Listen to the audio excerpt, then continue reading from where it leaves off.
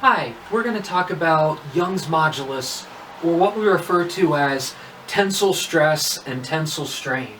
So with stress and strain, it's always true regardless of how we stress an object, regardless of how it responds with strain, that if the object is behaving elastically, the stress is directly proportional to the strain with a constant of proportionality called the modulus, the slope. M for modulus, modulus means slope. So, the tensile stress means we're applying a force all along the length of an object.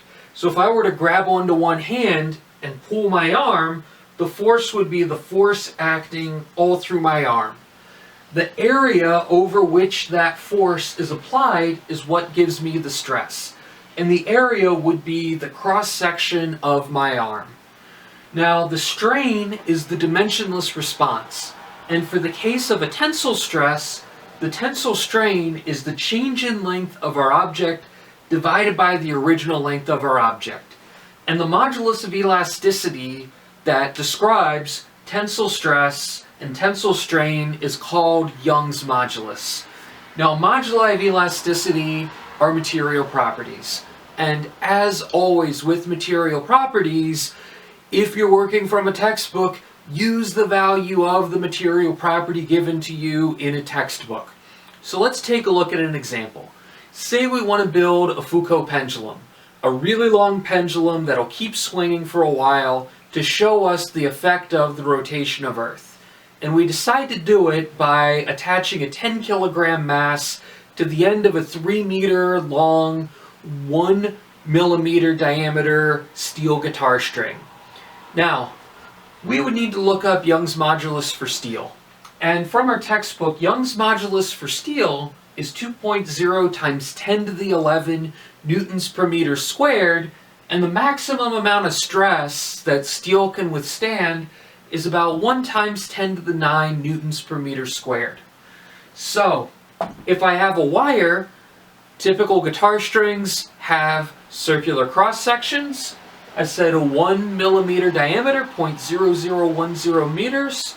So the cross section of a circle is pi over 4 times the diameter squared. So if my diameter is 1 millimeter, pi over 4 times 1 millimeter squared gives me a cross-sectional area of 7.85 times 10 to the negative 7 meters squared.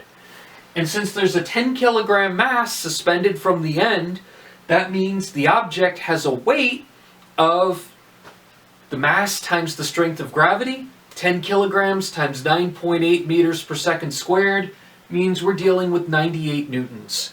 So our stress would be our force of 98 newtons divided by our cross-section of 7.85 times 10 to the negative 7 meters squared. And that's going to give us a stress of about 1.25 times 10 to the 8 newtons per meter squared. I'll talk about that more in just a moment. We want to calculate how much that wire is going to stretch, in part to make sure that we have enough clearance so that this mass isn't going to be skipping off the floor.